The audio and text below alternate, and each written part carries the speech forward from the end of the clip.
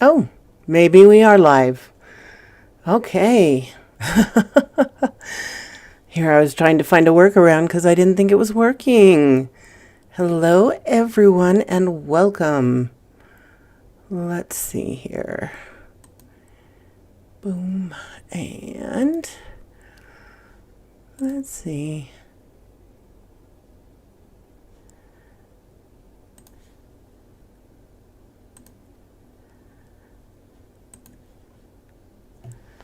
Wait a few minutes to get everybody in here. And it's still called Ghost Cam on the title sheet. That's okay. I will fix that later after the stream. If that's the only problem, I will be so grateful.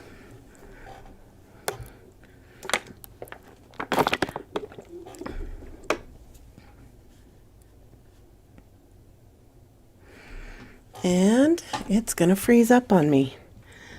That's nice.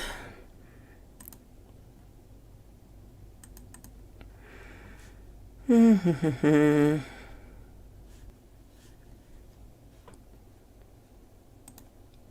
always something, isn't it? Oh, it looks like it is. Thank you, Monty. Thank you. Thank you, Darren, for showing up. Thank you, guys. Oh, it looks like it is. I gotta pause it.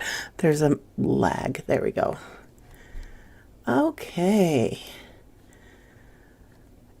As you can tell by the craziness here, that this is my 3,000 subscriber and over 666 videos. That's quite a bit. It's been almost 4 years since I started this.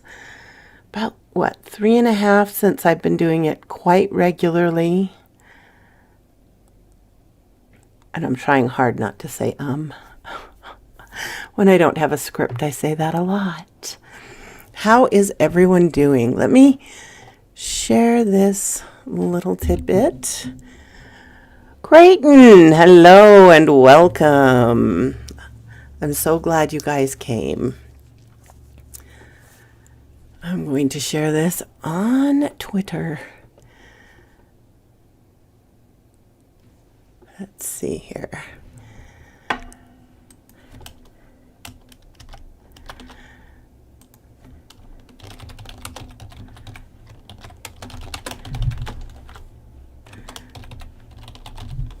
There we go. All right. Let's see.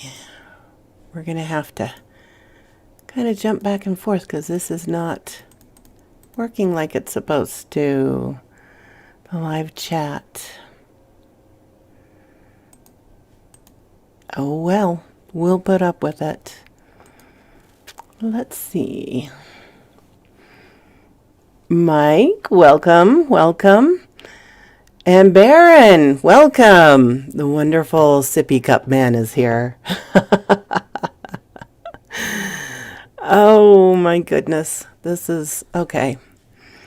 Well, I will start with stories. I have a whole bunch of shorter stories that I just didn't know what to do with. And then I had to come up with some kind of special, and so I thought a live stream with these short stories would be wonderful. So we'll hope that it is, because I can't guarantee it. I am going to start with a story from Horror Goddess that is very appropriate. So, the Divine. The Madame often likes to entertain guests with tea in her chateau. It was bad manners to poison a guest in normal circumstances. However, this guest was a particularly handsome young man. The goddess would be pleased with this as an offering. The castle stood tall and proud in the deep, dark mountains. The goddess sat on a throne of bones. It reached out to my offering. Long black nails guided down the man's tear-soaked face. Goddess stepped forward, the moon reflecting off its black velvet robe. His handsome young face extended into sharp teeth as he sucked the man's soul from his face. Stepped into the pentagram, Madam Raven, he beckoned. Banshee-Ba, your offering for the goddess pleases. Please, Banshee had been working at the Gypsy Carnival. Her sleek, seductive belly dance in the hypnotic gaze of her eyes pulled the men in. They never noticed the low hiss sound, and when she stuck her fangs in, they were truly paralyzed. I shuddered as I sucked the soul from their faces. Their perverse lustful thoughts, Banshee-Ba joined the pentagram circle. Mary P., the siren, her hot body and gorgeous voice called in ships for miles around. She jumped into the circle, giggling. I brought 2 seamen, 2 sailors. I shivered the physical strength of a seaworthy body. Lady Spookaria, in her red dress and bushy tail, stepped forward. Ah, the shapeshifter, and what are today? I asked. I bring 2 offerings, and for you, I'm a fox. I took every chicken in the village, and I offer you nuggies. And the second offering I offer, to be the conduit for the divine. My goddess excellent, come to the middle, my dear. The eclipse, it's time dance with me, everyone else. Pray, Mother San Muerta, on this night of 2,000 years, at the hour of the blackened sun, accept our offering. Santa Muerta, come. A fog enveloped the room. Lady Spookaria's eyes rolled back in her head. A demonic giggling voice bellowed out, Children of death, I am pleased with your sacrifice and offering. Tell me of what you seek. Holy Mother of Death, night, mystery, and shadow, we asketh of you to cleanse the world and spare only those of us who evoke thee to rule the new gods of the earth.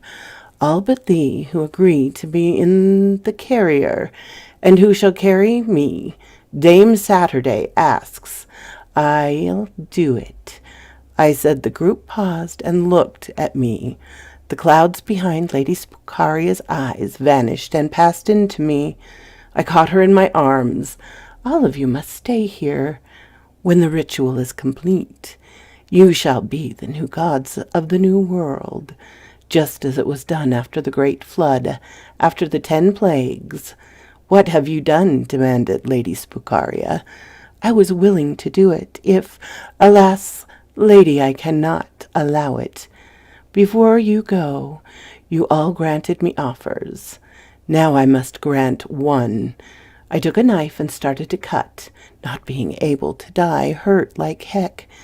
I lay in the circle, and offering to my lady's still beating heart.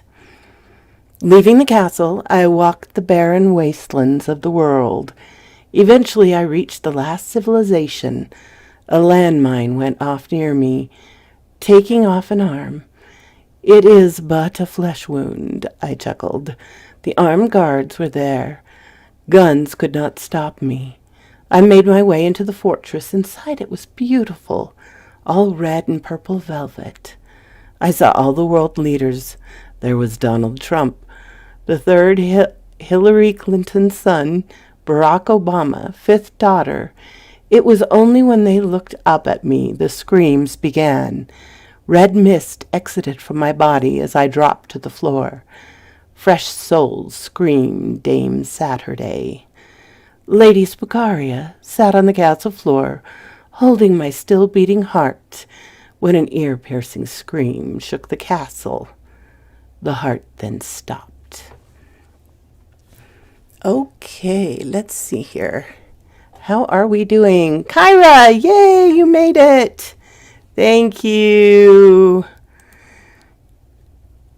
I'm so glad you're here. Thank you very much.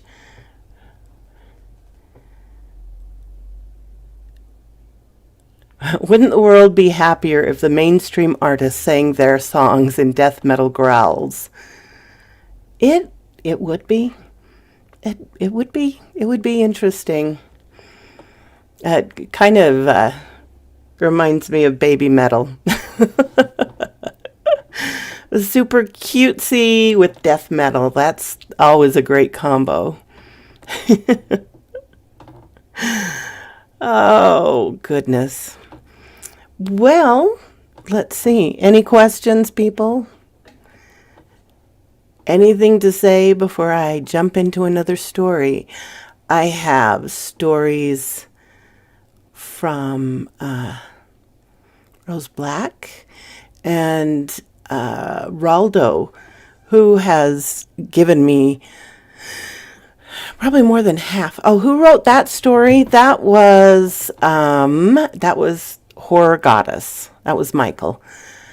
And anyway, Raldo's given me more than half of my Skinwalker stories. He's provided those, and he has another one. He sent me another one to share with you. I'm so exhausted that I may fall asleep. Oh, your 14-year-old dog decided to tear his ACL. Oh, it is no fun going to a vet hospital. Oh, I'm sorry. Poor old sweetie. Give him lots of treats, Darren. Poor dog. Of course, yeah, it's not so fun for you either. Yeah, hospitals, whether vet or normal, are never a good time. I know that. All right, what else do we have here? Okay. Now I'm going to have to figure out a way to play the howls that Raldo recorded. So we'll wait on that for a minute. I probably shouldn't have done that, but excuse me. Okay. Okay, then what's this one? Oh, that's Rose Black's.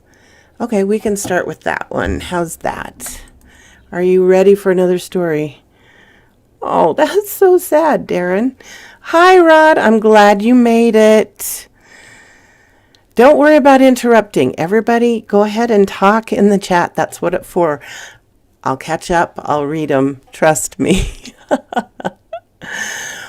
Now, where did I put that? Okay. This one is by Rose Black. And okay, I'm going to take a real quick second and put a link to her stories and her Patreon. She requested, and we can do that. Let's see here.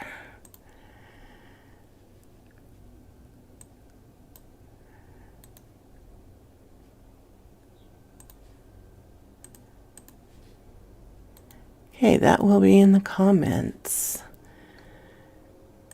And I'll get back to the story I was going to read. Okay. My MRI by Rose Black.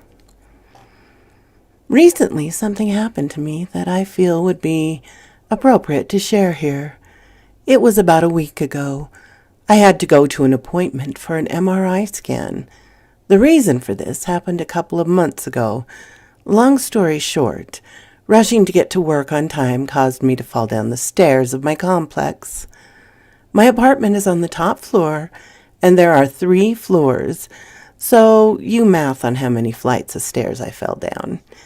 Anyway, I did my best to avoid the MRI with the injuries I had sustained from my fall were interfering with my work, so I had to get one. My weed dealer hooked me up with some edibles to help calm myself before the scan. Usually I smoke weed, but seeing as I was about to be out in public area, I elected for the edible variation. I had arrived at the doctor's about half an hour before I was scheduled to give time for the weed to kick in. Admittedly, it was my first time trying edibles. I wasn't sure how much I should try, so to stay on the safe side, I ate half. The stuff must have been strong because I was high within the first 10 minutes of trying it. Usually when I have weed, there's a period consisting of at least a few minutes where I wonder if I'm really high or not. This was not the case with the edibles. It felt like everything was happening in slow motion. Higher than a kite, I went inside the building, pulled out my phone to confirm the name of the waiting room I had to go to. A security guard called for my attention.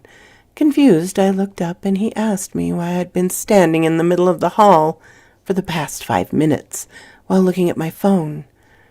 I told him about the room I had to find.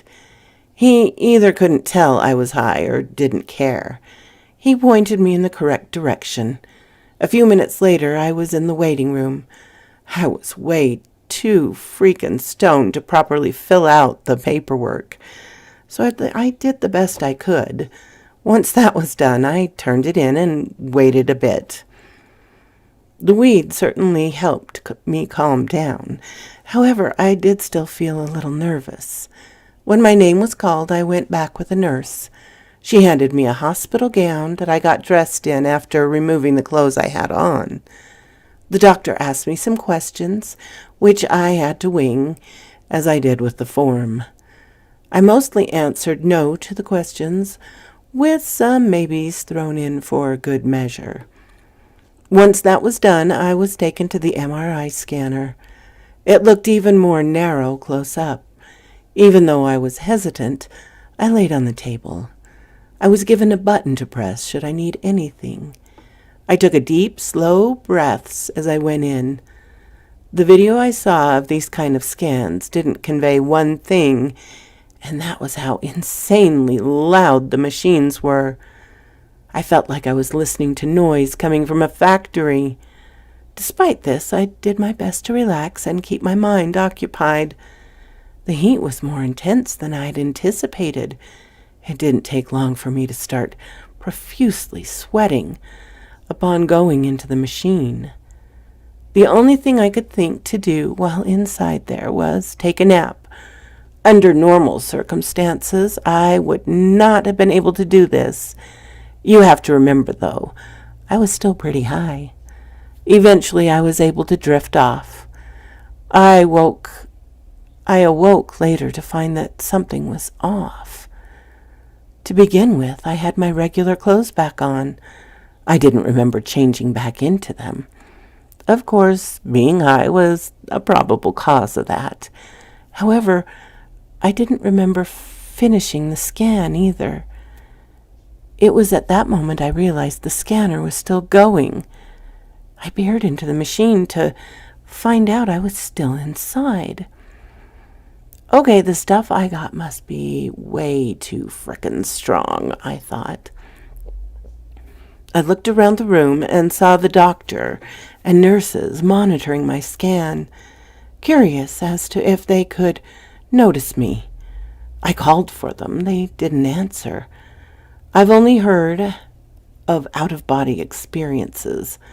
Going through one was freaky, to say the least. I did hear accounts of people going through it and accidentally putting themselves at risk. so I decided to stay put until about 2 minutes went by. Here's the thing. I still had about 4 hours before my scan was done.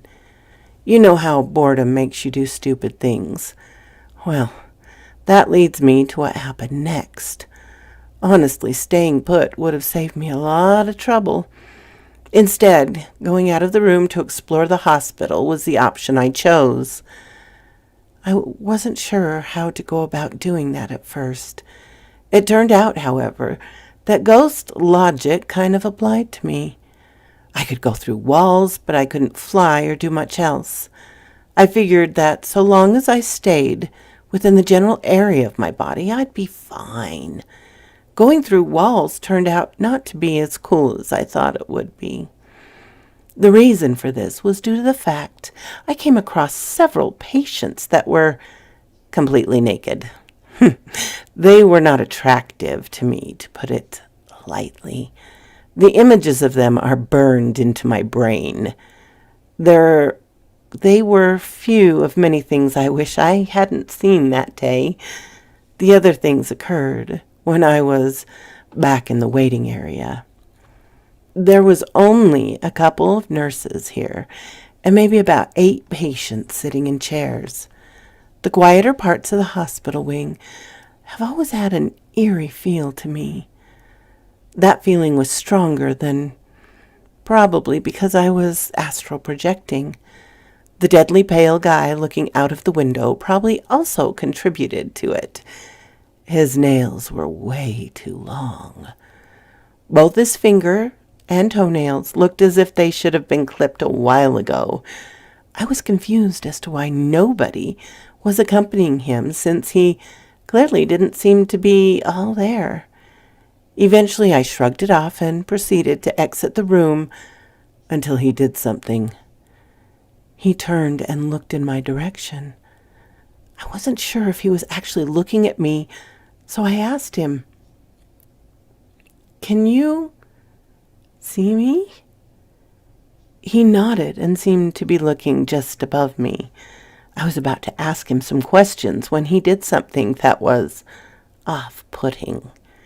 He started making this low, guttural noise. Hey man, are you okay?" The next thing I knew, he was letting out a deafeningly loud scream. I jumped back as his body started contorting. "What the freak?" I murmured. I could hear some distant bones cracking as he bent into a spider-like shape. I noticed something I hadn't before, that there were these strings protruding from his body. They were this smoky blue color. They disappeared and reappeared to me at first until they became fully solid to my vision. They whipped around and tugged on the man's limbs, causing him to skitter towards me.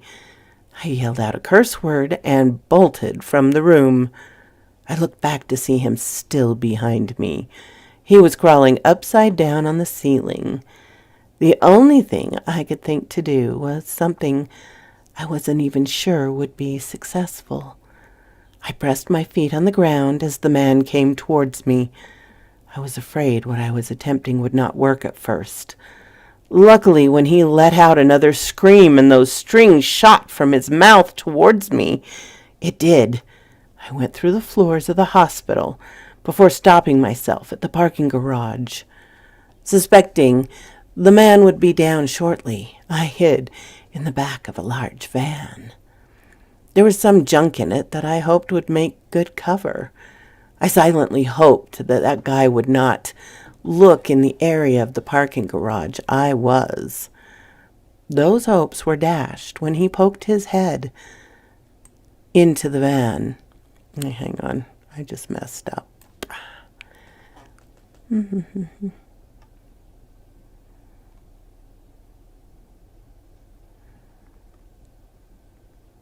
Those hopes were dashed when he poked his head into the van I was lying in.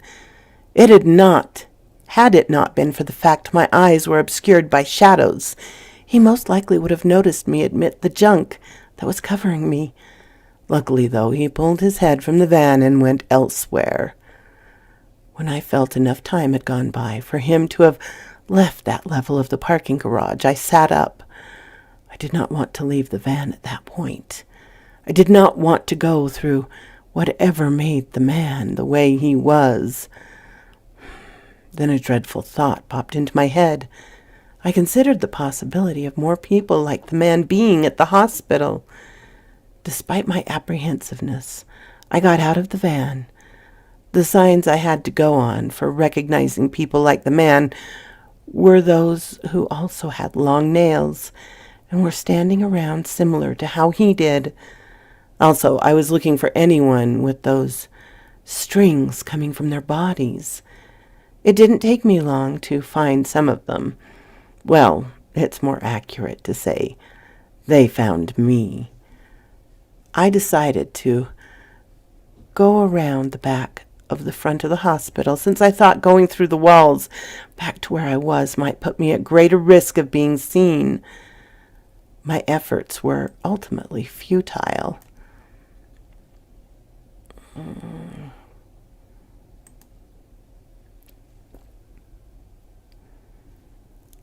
Sorry, guys, I'm getting there.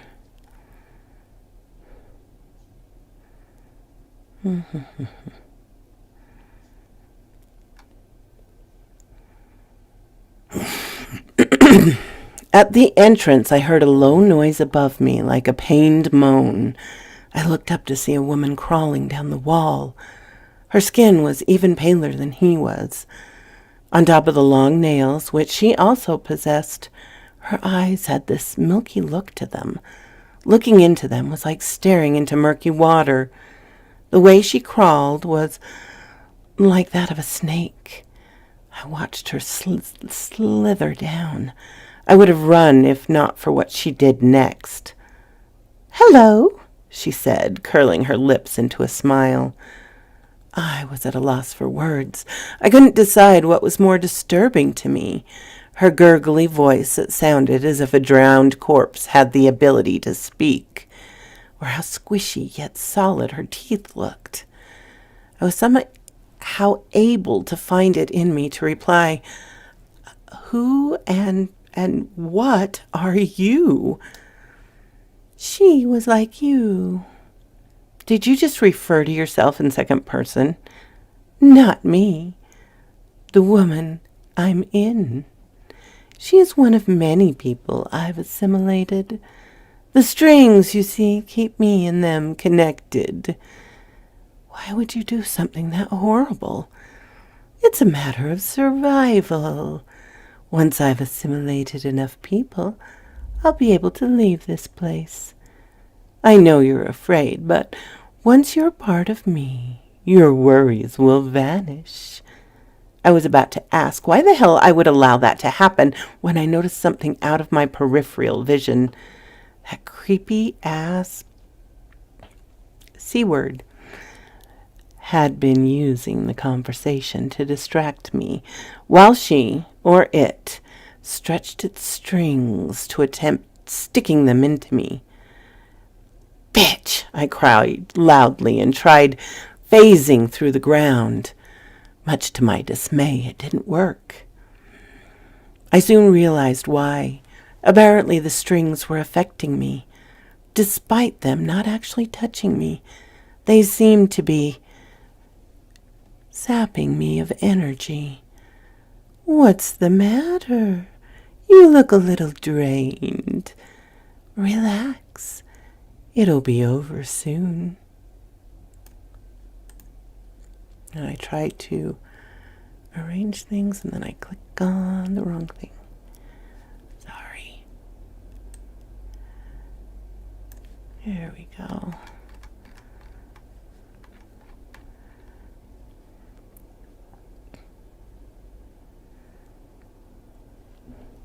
My vision was starting to double as the strings got even closer. All I could do with the strength left in me was slowly back away. I thought I was a goner until I luckily tripped over some railing and fell to the road below. My strength came back as I hit the road. Despite being ethereal, it still hurt like hell when I hit the road. I couldn't move for a bit due to my immense pain. I saw it as that woman standing on the railing, now looking visibly angry. I let out a shriek that pierced my ears. It let out a shriek that pierced my ears, even though I was a good distance away from it. The entity controlling the woman made her leap off the railing at me. In a moment of panicked reflex, I brought my foot up. My shoe connected with the woman's face before any of her strings could stick me. Kicking her felt like hitting a rubber ball. I scrambled to my feet as she landed on the ground.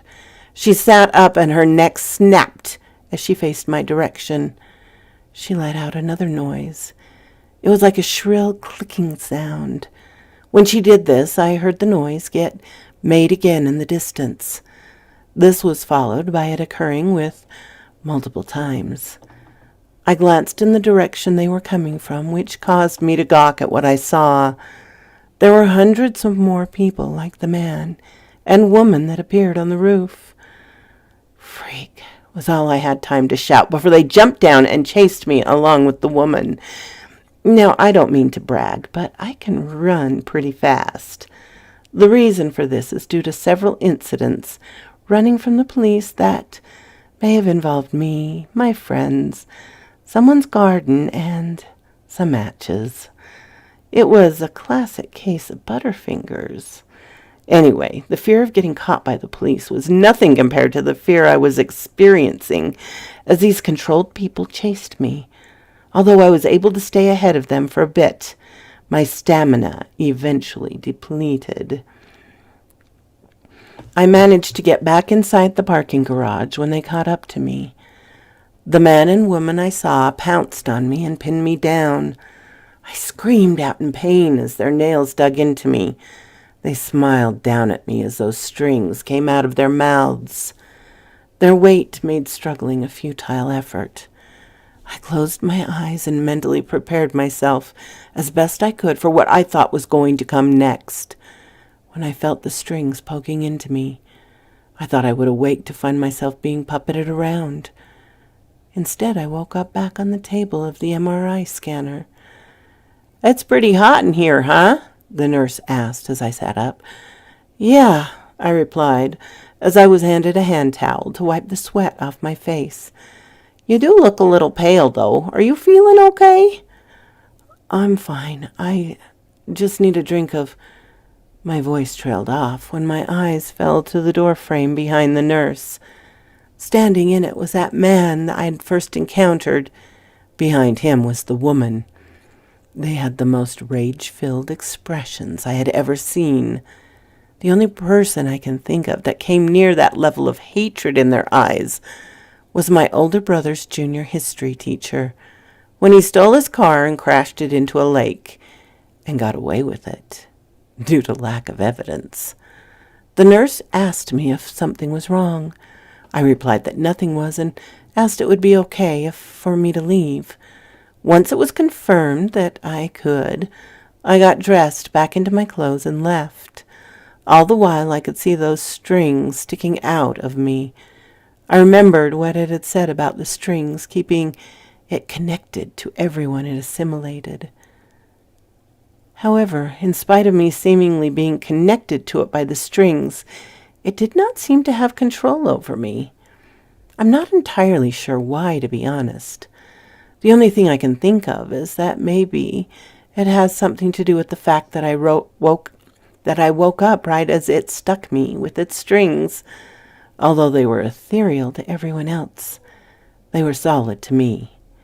They were painful. Each time I moved, they shift inside of me. It felt like my limbs had bits of small broken glass in me. I would have ripped them out straight away. However, there was something I had to do first. I followed them. Along the way, I passed more people who were being controlled. Parts of their body had rotted away. One with a tongue so long it reached down to the floor especially unnerved me. I pushed forward. Despite that, I could go through them, but it felt weird. Each time I walked through one of them, it felt cold and clammy. I'm sure I got weird looks due to my shuddering. I did my best to ignore them as I followed the strings.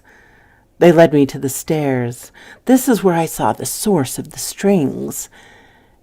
It was the, quite frankly, sad-looking thing. It had an octopus-like shape with 10 eyes that focused on me. It was attached to some man who, by the looks of his clothes, had been in the hospital since the 50s. His face got to me the most. It wasn't even deformed or anything like that. It was because he looked so drained. His eyes had the look of someone who had not had a drop of energy left in him to give, yet was still being fed upon. The whatever it was glared at me. It made a few shrill clicks that pierced my ears and made me tense up. Nevertheless, I reached outward and grabbed it. Unlike its puppets, it felt solid. I'm guessing it becoming stronger may have been responsible for this. Although it had been stuck before, it was no doubt invulnerable. However, in the process of acquiring strength, it had made itself vulnerable. Is there a lesson in that? I don't know. What I do know is that it won't be bothering anyone else again. It flailed as I grabbed, causing me intense pain as the strings moved inside me. I ripped it off the man's face. It shrieked as I did so and writhed in my hands. I threw it on the ground and stomped on it over and over. It popped underneath my shoe like a giant zit. Blue mist came out of it that had a sour, musty smell. The man it was attached to gave me a nod before starting to fade away. As I watched, I heard someone call out to me who turned out to be the janitor. He asked me why in the hell I kept stomping on the ground. I told him I'd seen a large roach and had killed it. He seemed kind of suspicious. Luckily, he didn't press the matter further. As I left the hospital, I could see those who had been controlled falling apart. Keeping my composure was not easy. All around me they screamed as they fell apart piece by piece. I would have screamed had that not been more likely meant a psychological screening. All I could do was leave the hospital and go home. I don't have to go back to that hospital anytime soon, or any for that matter. I know the chance of something like what I went through happening again are low, but still, I'm not even sure exactly what caused it. Was it the edible? I've never had similar problems with them, and I've asked my dealer if people had gone through out-of-the-body experiences from taking them. He told me he couldn't think of anyone who had gotten some from him. So I don't have any clue how it happened. All I know is that in addition to my newly found apprehension of hospitals, I've also been afraid to sleep, out of fear of something else like that incident occurring again. I haven't slept since my appointment. I'm sure fatigue will take care of that soon, though. Only thing, I've been thinking about something. On my second day of staying up, I started seeing things. Right now I'm looking at eyes in my wall. All of them are crying. It's freaky as hell. I know I could be hallucinating. Thing is, I thought when it comes to lack of sleep, it took at least 3 days before hallucinations occur. Also, one of my friends came over and he didn't say he could see the eyes. He did, however, say that it was weird that my wall seemed to be damp. He choked up to piping issues. Well, that's about all I have to say. Hopefully no other crap happens to me. Also, I hope the results of the scan don't show anything too serious. All right. Looks like we're still on. It hasn't cut out yet. Hello, Boggs and Sarah Greendale. How are things in the Netherlands? Anybody else show up while I was gone? Oh, Nerd's here. Woohoo! I hope you guys are all doing well. Let's see. Oops. Oh, there we go. We have 10 people. That's good for me. Thank you, Box. Thank you, thank you. Yeah, it's hard, Baron. The worst part is I want to do the tongue click thing when I mess up. I'll probably end up doing that at some point, I'm sure. So yeah, that's what happens with me. I'm going to read some more of Rosa's stuff. There you go. How long do I plan to stream for? Till I run out of energy or stories, I guess. So, a while.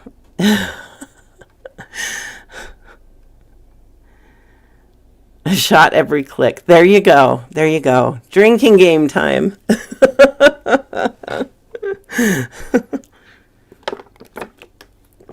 I've only got water though, so you know. Anywho, I do have one more Skinwalker story. Let's see. I will tell this one.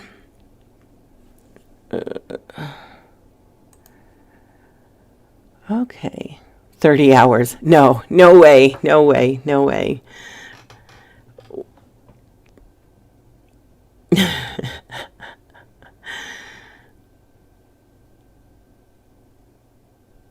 Okay. Okay, Kyra.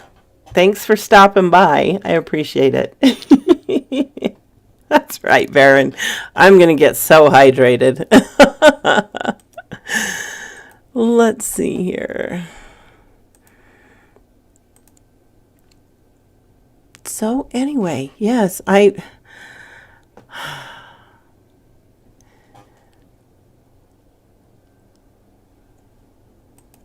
okay, I've got things going on Reddit because there is going to be another huge collab on the Doctor's channel, the bingo collab with male and female narrators. And we just started a subreddit for that to get everything organized. So I'm getting notifications about that. So hopefully that will be in December. So that's something to look forward to too. Not only that, but December will mark the end of 2020. Woohoo! Okay. I know. You know what? I swear I am never hydrated enough. And I gave up pop and I gave up everything but water. And yeah, what do you do? What do you do? It's hot.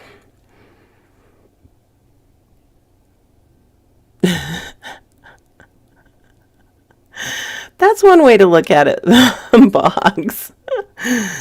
Oh, boy. Okay, I am going to hop in real quick. This one is from CR1M Sun KN 1111 GHT. Wow. Yeah, I'm not going to pronounce that one. Pop. Yeah. I know, I say pop. I'm actually in Utah, and that's what we use. That's one of those words that you can definitely tell kind of where people are from when they pop or soda. Some people just call it Coke. So...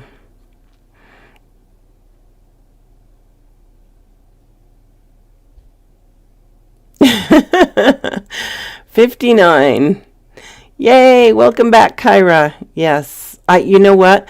It's about this time of year, Boggs, that I actually start craving pickle juice because my electrolytes are so off. And I would just chug that if I could. So yeah, soda water. Yep, that's... Hello, Crichton. A cool afternoon to you as well. It is good. It really is good. And you know what? The dill pickle potato chips are good too. I don't know why, but they are.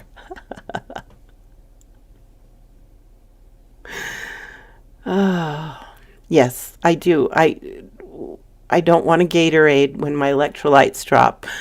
I want pickle juice with garlic in it. Yummy. Guess that tells you I'm not a vampire, right? Okay, the title of this next one is Currently Working on the Navajo Reservation Here. Here are my very strange encounters. I have been staying in Gallup, New Mexico and working on the Navajo Nation, both on the New Mexico and Arizona side, doing 3D mapping for fiber optic cable routes. Overall, it's been a great experience knowing that my work will help bring high-speed internet to tribe members far outside of any city centers on the reservation. My encounters with the Navajo people have been very positive. To complete these 3D maps, I drive around a vehicle with LiDAR GPS lasers and a 5-angle 3D camera, so naturally people are a little suspicious when they see me driving around. Before I went on the reservation, my company, who is subcontracted by the cable provider, made sure to confirm that we had the express permission of the tribal authority to operate. I say this because my route took me on roads that few white people would ever venture down, especially without tribal blessing. We're talking 6 miles on a 2-track with the nearest highway nowhere in sight. So, with that said, I think that in my driving on these routes that I either encounter the home of a skinwalker or I hit some kind of spiritual tripwire that alerted certain Navajos to my presence on the spiritual plane. The man in the light blue... Okay, I'm going to click for you. Oh, sorry. I am a dill pickle and crunchy peanut butter sandwich guy. Together? Oh, okay. The man in the light blue truck. So in Gallup, on my off time, I decide to hike the surrounding areas. First, I went to the Mentmore trailhead and hiked a small mesa. The hike was absolutely picturesque, with beautiful juniper and sage landscape. I pushed it hard. It was 45 degrees and I went 11 miles. It was worth every bit of the suffering. But the strange thing, when I finally got back to my car at the trailhead, a man in a light blue truck pulled up right as I walked up. Instantly I caught a bad vibe. I did not undergo my usual post-hike stretch and water dump all over my head on a hot day. Instead, something told me to get in the car and drive, which I did. I thought that this was a strange encounter and that was the end of it. But it wasn't. 2 days later, I went to the Hillso trailhead, 15 miles away in the pines. As I pulled up to the trailhead, I see the same light blue truck and the same man just sitting there, staring out into the distance like he did before. Again, the hairs on the back of my neck went up. I went to the bathroom and contemplated turning around, but I decided to continue on. Anyway, I hiked up thinking the feeling would go away. It did not. It only got worse. Way worse. The entire hike, I got the impression that someone or something was following me. It was palpable. The primal sense that if there was a mountain lion ahead of me on the trail. The feeling got so intense on the way back that I carried my knife with me. I've never felt the need to carry my knife. When I got back, the guy was gone. Thank goodness, but I could not help but come away with the impression he was checking me out, somehow spiritually. Believe me, I know this isn't the hard evidence you're looking for, but trust me when I tell you, the eerie vibe was otherworldly. Also, the odds of this guy being at both spots, once when I just ended and once when I was just beginning the hike, are a little too high for comfort. But there have been other instances.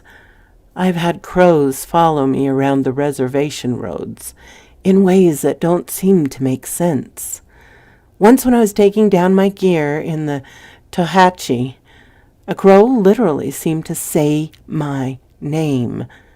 I looked up and he was on the power pole. He just stared me down. Also, his caws did not sound like a crow. It was very bizarre. So, long story short, while I did not physically encounter a skinwalker, I think I encountered some kind of envoy of dark spiritual forces of the Navajo in that man in the blue truck. And the crows. What do you guys think? In any event, I trust my feelings. So that was an interesting encounter.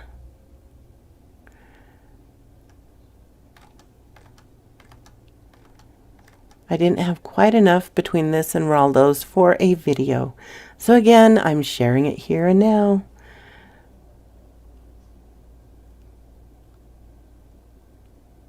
Oh yeah, Washington seems really cold and damp. I don't think that would be for me either. Oh, lucky you, Rod. Gosh, all the bad press that the corvids get. Crows and ravens are awesome.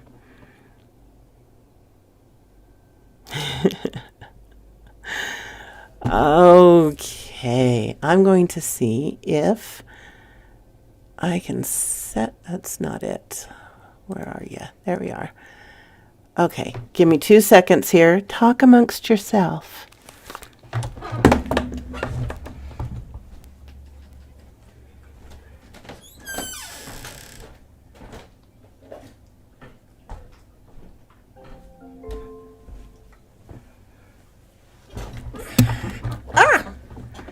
Just unplugged my headphones.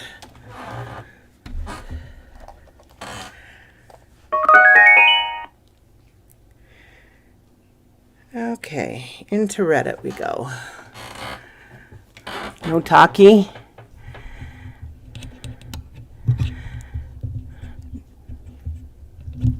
That's right. Everyone stay quiet and keep your eyes on your work. I don't want to hear a sound. I'm kidding, of course. Let's see.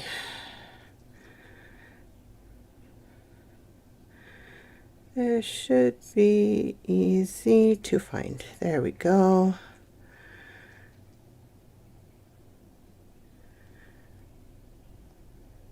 Oh, here's the sound.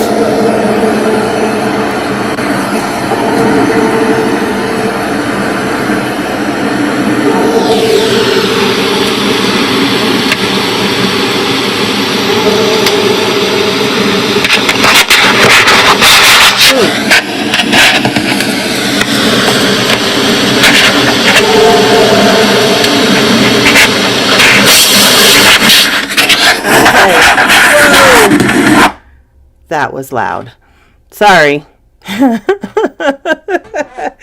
No, that was from Raldo. He had boosted the sound. Yeah, you could hear something in that.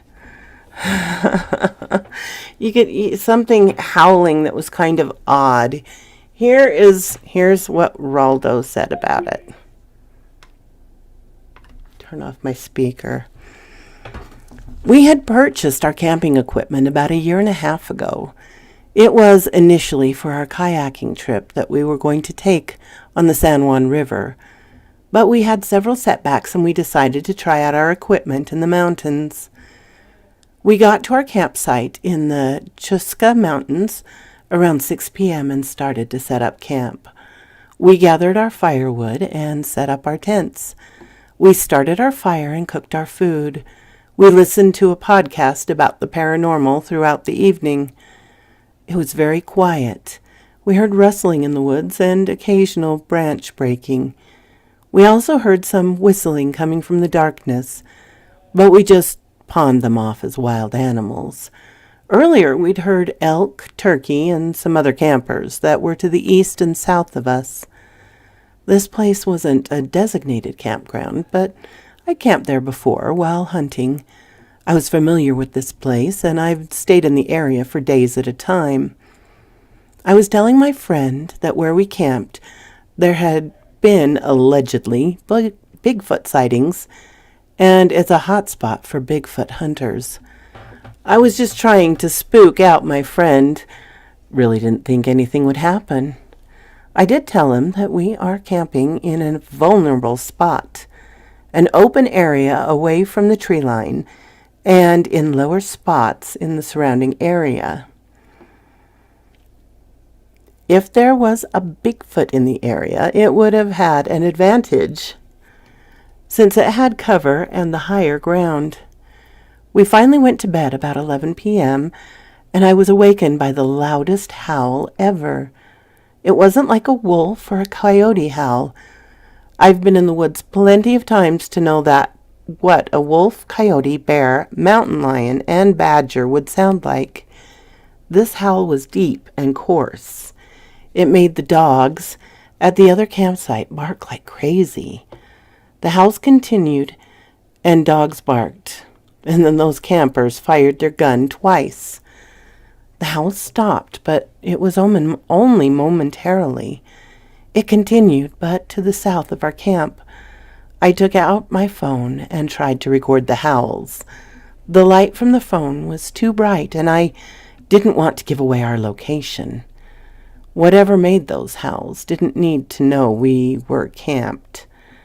The howls persisted for about another half an hour, and the other campers fired off their guns twice.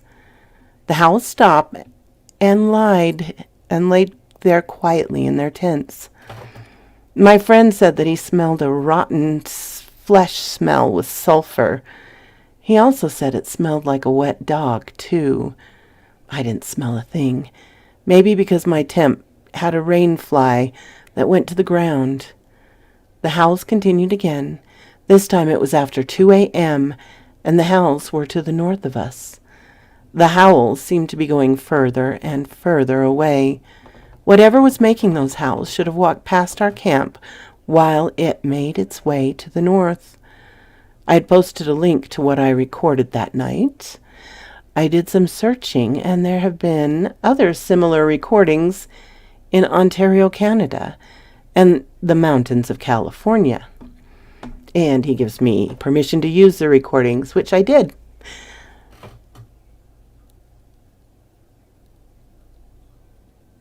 I didn't know that messed up blackbirds mattered. What?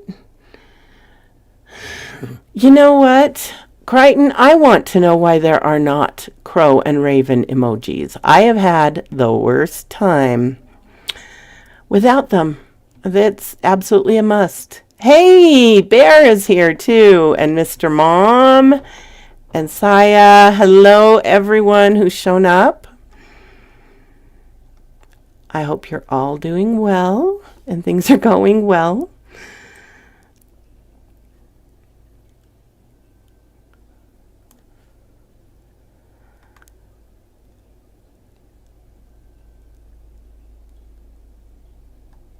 Cappuccino for everybody. You know what? I really could use the caffeine at the moment. I won't lie.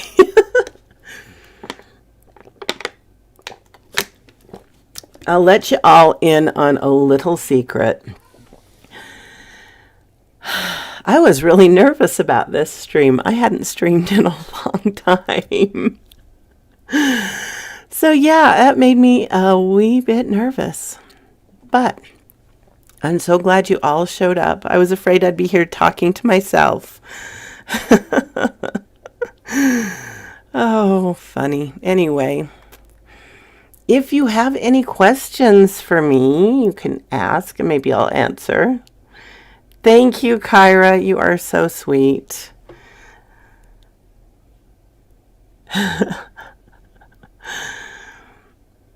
Thank you very much, guys. I appreciate it. I really do.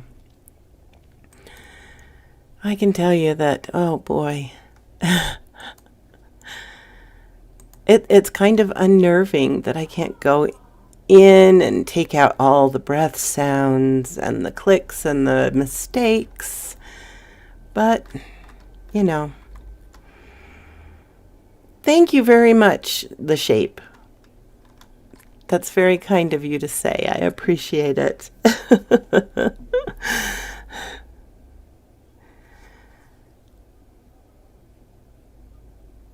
Oh, I crap post on Twitter all the time. Just whatever hits me.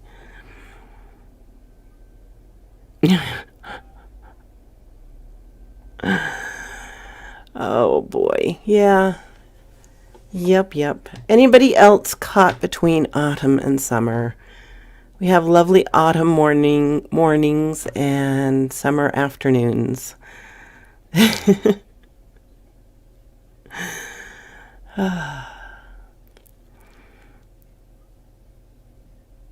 Thank you very much, Left on Red. I appreciate it. I am very excited to reach 3,000 subscribers. That's just insane. The Shape, I do. Is the missing 411 videos what helped you find me? Because they are my most popular videos. And I am working on one at the moment.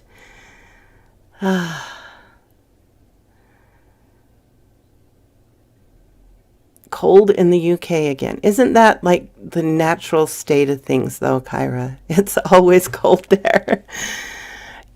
Yes, I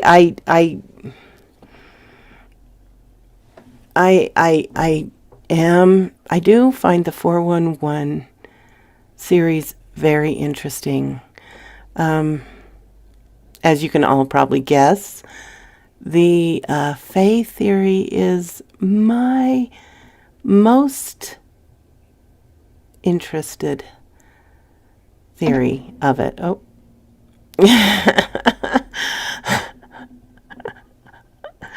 I am not dissing the UK, Baron. I love the UK. I'm a real Anglophile. It's true. I actually have a full-size Union Jack. Because you don't have air conditioning for those 2 weeks, right, Kyra?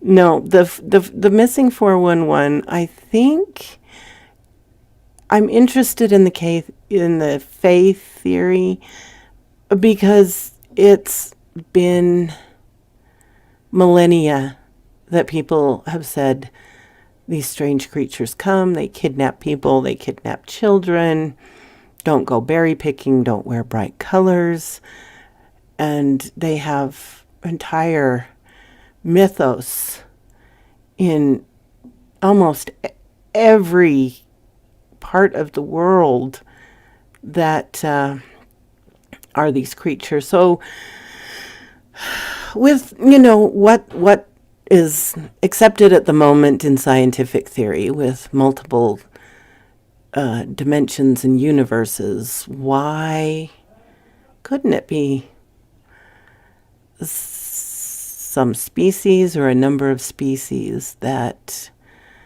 come over and kidnap them? Yes, exactly, Rod. Multi-dimensional beings. So, I mean, it explains so much, why there's no trace, why they come back. I mean, missing time and why they're found in places where they weren't before. Oh, I love the Fae, and I love to be out in nature too. I like to sleep in my own comfortable bed, but I do love to go hiking. I knew it, Baron. I knew it. Yeah, yeah.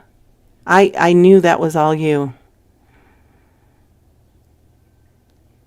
So very true, Bear. Yes, I really think that does explain ghosts as well.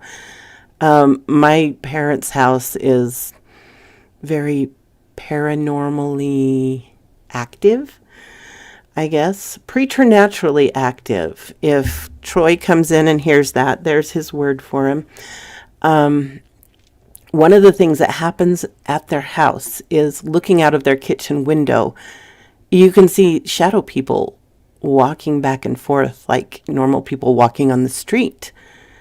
And, why could that not be people in another dimension, another universe where, it's a weak point? I don't know. Yeah.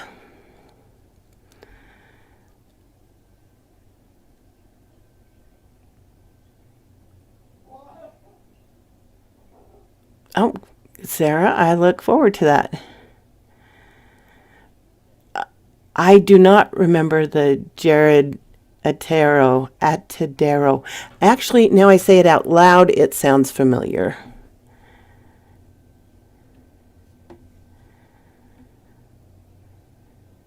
Boggs, that is true. That is true. I think that's why the tiny house craze is also so popular is, you get your house and you can take it wherever you want.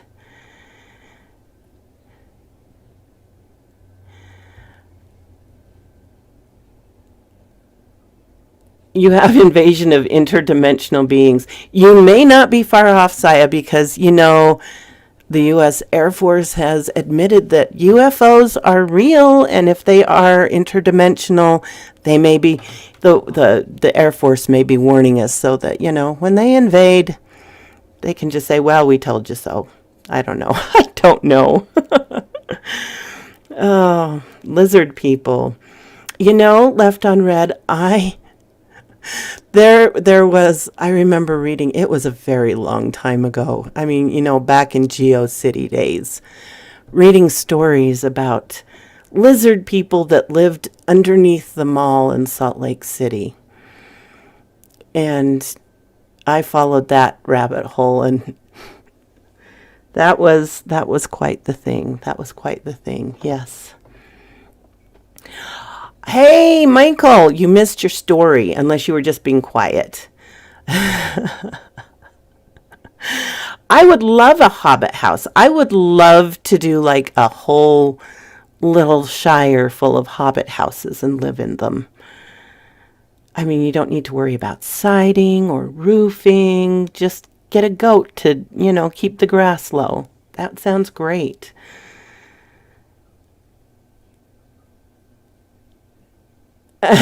Why is that, Boggs? Will they be dinner? Oh, I'm sorry, Michael. I don't know why. A whole shire. Yes, but with a W. uh, I had one little taste of alligator once. That was enough. It was okay. Oh boy. Okay. Oh, let's see.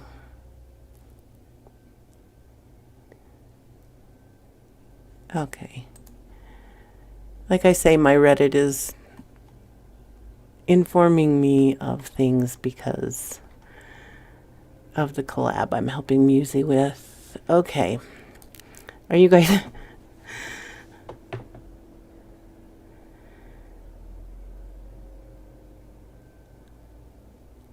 That's true, the Boggs. There's an entire town in Australia called Alice Springs that is underground. Oh, that sounds interesting, Bear. I'll have to look for that one. Mud bugs. Mud bugs. Is that crawdads? We have those around here, but there's not very many that eat them.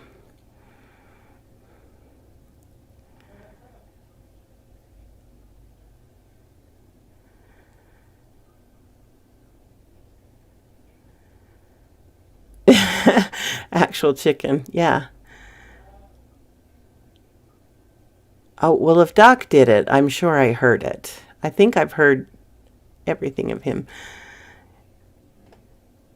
Yeah, there's a few around here that eat crawdads. A friend of mine does. But there's not a whole lot. Aha. Just mud bug doesn't sound all that appetizing. But, the names things get are kind of funny.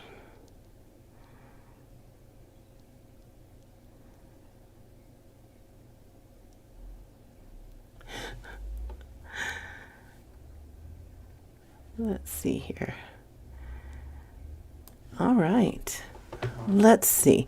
Okay, I'm going to read another one by Rose Black. This one is The Motel.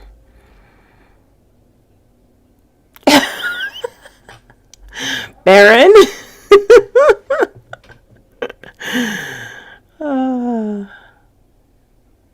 You have festivals. Oh, see, we have trout and berry days. We have peach days. We have raspberry days.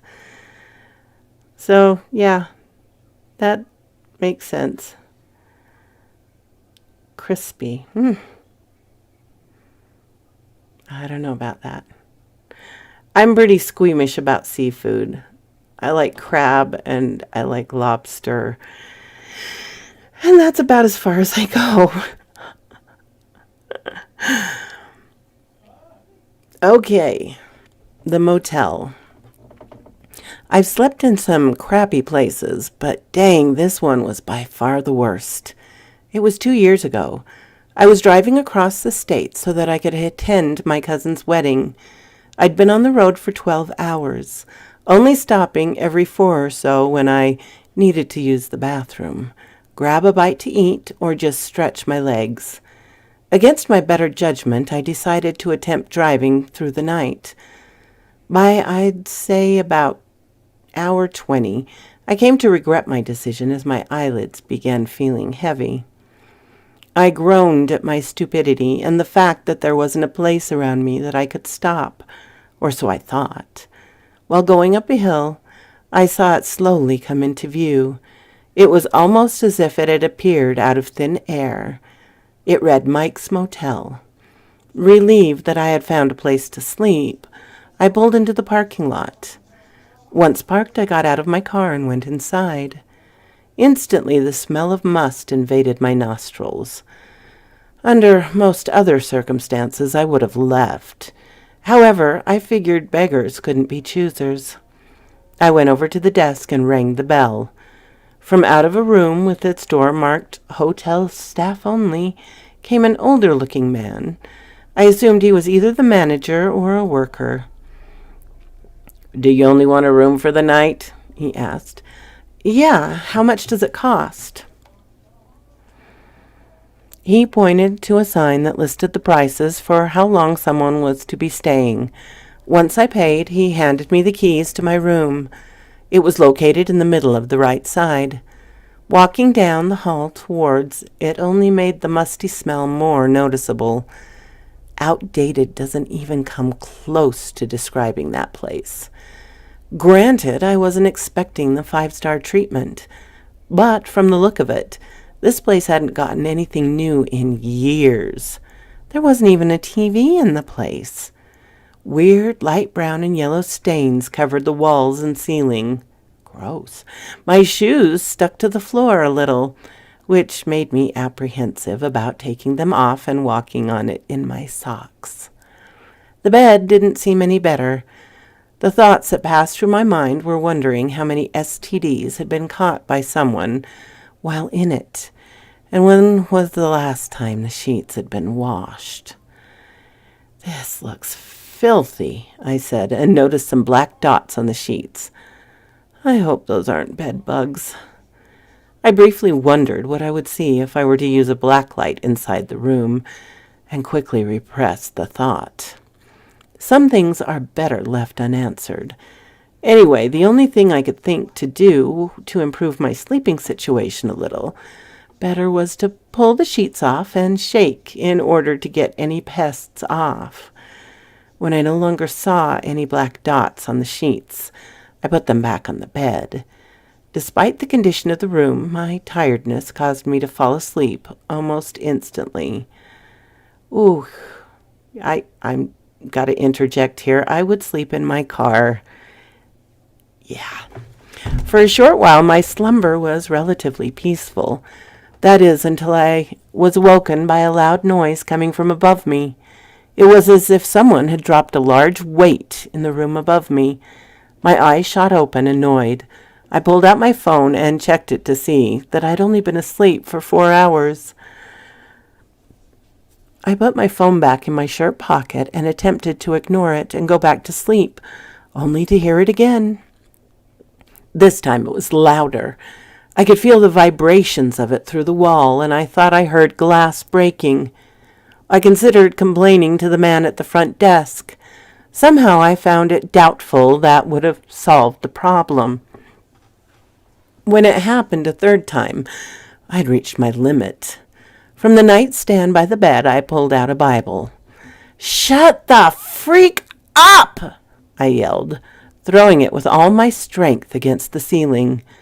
It slammed against it with a hard thud and fell to the floor. I waited for another thud to occur. When it didn't, I thought that was the end of the matter. Then I heard some footsteps coming from the end of the hall shortly later. I swear, if this jerk wants to start some crap with me after waking me up, I am going to... My thought ceased when I heard growling coming from the door. Of course I have to deal with a drug addict in this forsaken place. I searched for something to use as a weapon. The closest thing I saw to one was the lamp. The issue with using it, though, was that it would leave me in the dark. I thought that maybe if I waited they'd go away. This was disproved when a loud slam was heard at the door, making it rattle. They must be running against it. I may need a weapon after all, I thought. The only other place I could think to check was the bathroom. Naturally, I wanted to avoid entering it at all costs. As they say, though, desperate times call for desperate measures. The smell nearly made me vomit. I was able to suppress that feeling long enough to find the towel rack that had not fallen off the wall. I picked it up, careful not to touch the rusty parts. I could hear yelling when I came out of the room. I recognized it as coming from the man at the front desk. I thought he was chasing the one at my door. Then he started screaming. I felt my stomach sink because I knew it was from him being in pain. This was followed by another slam against the door. This time it was much stronger. I didn't notice what was happening at first. Soon I realized what was happening. Splinters were forming in the door. They must have a weapon. Just my luck, not only do I have to deal with an addict, I also have to deal with one that probably has a baseball bat or something.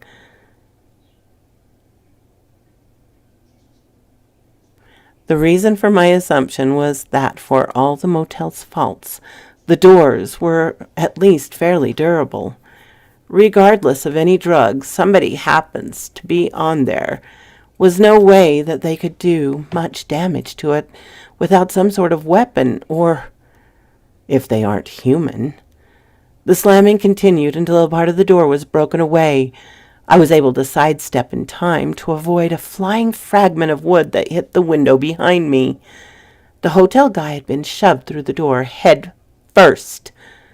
Splinters were stuck inside his face, and one was even in his eye. His body was hanging limp halfway into the room. That was all the door could take. It fell off its hinges to reveal something that made my breath catch in my throat and drop the shower rack that I doubt would have been much help against what was standing in front of me anyway. It was something I can only barely classify as canine. First off, it was furless. We'll try that again, shall we? First off, it was furless, save for a tuft of white on its head. Secondly, it was tall. It was so tall it had to walk on its hands and feet, and even then it was nearly touching the ceiling. Yes, I said hands and feet, not paws. It had long black claws protruding from them that were so sharp they dug into the floor. Third, and what I found most disturbing about it, was its mouth. It seemed nearly too big for its body and curved upward, as if it was smiling with its giant maw. It picked up the lifeless man off the floor. With one backward tilt of its head, it got his entire body into its mouth, where it began chewing him up. As my ears were invaded by the sound of grinding bones and flesh, and I was too scared to even scream, only one thought entered my mind. I can't believe I paid $50 to sleep here. The beast, having finished its snack, focused its attention on me. I stared slowly, backing up as it came further in the room. Nice, whatever you are. You don't need to eat anyone else, right? I'm not sure if what I did next was in response to what I said, or if it was something it would have done anyway. It twisted its head in a clockwise motion, making it sound like it was breaking its own neck. That was my signal that I was a goner. It got ready to lunge at me when something made it stop. It looked to be in discomfort. I don't understand why it was acting this way. Then my eyes fell on the bathroom door. It was at that moment I understood the cause of its behavior. Due to its canine attributes, its sense of smell was incredibly strong. Thanks to the poor maintenance of the bathroom, the strength of it had become a weakness. Knowing this, I quickly went over to the bathroom door while it was dazed and opened it. Even though the smell was suffocating, I knew that it was even worse for it. Now it was having trouble staying on its feet, capitalizing on the opportunity to pull the sheets off the bed and threw them over the creature. This caused it to become tangled up. As it was wrestling with the sheets, I grabbed the nightstand and swung it against the window, smashing it into pieces. I leapt out the window. I wasted no time in sprinting towards my car. Unfortunately, it had managed to shake off its fatigue as well as the sheets, with the roar that I'm pretty sure I heard caused some windows to shatter. It gave chase. Thankfully, my car wasn't that far away. The problem was I didn't think I could reach it before it caught me. Another stroke of luck, I came across a ladder that was resting along the side of a building. Although I was slightly curious about this, that was trumped by the overwhelming fear that was running through my body. I leapt onto it and was able to climb it as that thing attempted snapping at my heels. Fortunately, it didn't have enough time to get a hold of me. It too tried climbing the ladder, only for it to break under its weight. Reaching the rooftop showed me the answer to my curiosity. There were cracks running all through the rooftop. I felt bad for anyone unfortunate enough to have gotten a room on the top floor while it was raining. How that motel hadn't been shut down already, I have no idea. Still, I was safe from it. For about a minute. It roared around below me. I was hoping it would eventually wander off. Instead, it did something that made me wonder if there was a God, and if he wanted me dead. It paused and glared up at me, then squatted down on its legs. No, with its leg strength, it was able to reach the roof in a single jump. It crashed down with a thunderous boom, causing me to fall back. I only had the strength to lift my head and stare at it as it was barreling towards me. It was only a couple of feet away from tearing me to pieces. Part of the roof collapsed under its weight. I let out a surprised growl before falling, and I could smell the strong scent of smoke that seemed to be coming from the area of the motel. The room I was sleeping in had been at. What could have caused that, I wonder? The lamp. You see, I realized that in my haste to acquire something to break the window of the room I was in, I must have accidentally caused the lamp to fall off the nightstand as I was grabbing it. This led to the bulb's shattering, and its filament touching something in the room that was flammable. I imagine it was shag carpeting myself, thus creating a fire. It spread quickly, and in combination with the damages already present, aided to the roof's collapse. The beast tried holding on, pulling itself up to no avail. I seized the moment, and I kicked it hard in its nose, making it lose its grip and fall into the flames below. Its agonizing screams as it writhed in flames made me feel like my eardrums were going to burst. I didn't have time to worry about this since the rest of the building was collapsing due to the fire. Eventually, the part of the roof I was on collapsed as well. I yelled while sliding down. Somehow, the building had fallen apart in such a way that allowed me to slide down safely to the ground. I wasted no time getting back to my car. This was because I wasn't sure if that monster was dead. Also, since I had technically caused the fire, I wanted to avoid complications with any cops that were going to show up later. As I drove around the building and towards the exit leading to the road, I glanced back at the motel. Hanging out of the window above my room's floor were 3 men. They were dressed in cloaks, and their faces had been damaged beyond recognition, with shards of glass sticking out of them, except for the middle one. For a split second, I thought I saw his head move a little. I didn't stop to confirm this. I pulled out of the parking lot of that crap hole and sped down the highway. I have no idea what those 3 men were thinking. I thought people usually do drugs in places like that or hire prostitutes.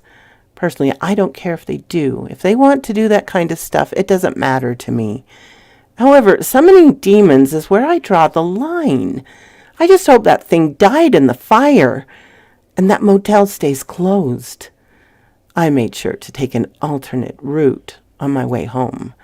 Sure, it may have added another 2 hours to my trip, but I wasn't going to take any chances of running into any cops in that area.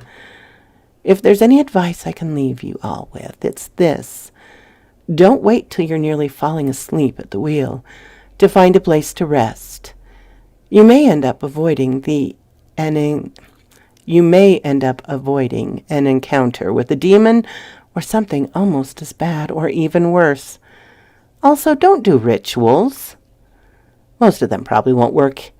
And when they do, all that happens is people get killed and whatever gets summoned. Anyway, that's it. See ya. So quoth this raven. Hi, Eric and Lady Spookaria. Welcome, welcome. Whew.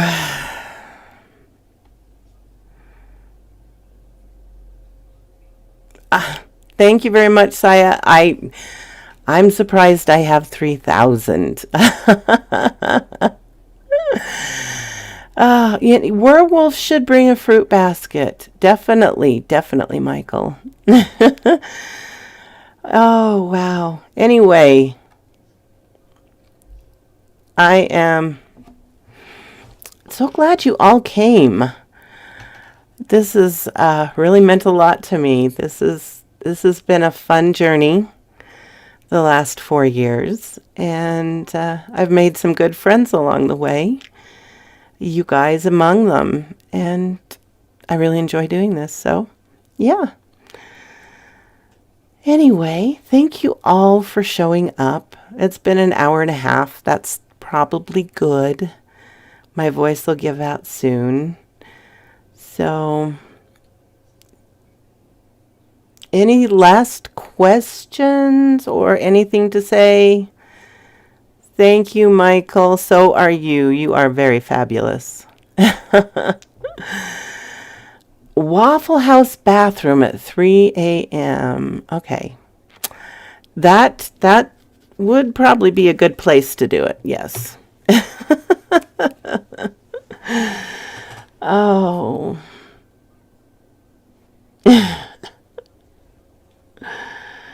It's past last call. Yes, Rod, but the thing is it has to be a Waffle House in a truck stop next to the interstate because they stay open all night. And then you can do it at 3:33 a.m. Thank you all for coming. You are so awesome. I will make me a dill pickle and crunchy peanut butter sandwich for dinner, most definitely. Yeah, don't do rituals. Rituals are bad, okay? So true, so true. How do you submit stories to me? I have a subreddit called Madam Raven's Darlings. You can submit them there. Thank you for showing up, Brian. Thank you for asking. Thank you, Kyra. Thank you, Sarah. Thank you all. And yeah, another camping story on Saturday, and we'll go from there. Thank you. Bye bye, my darlings.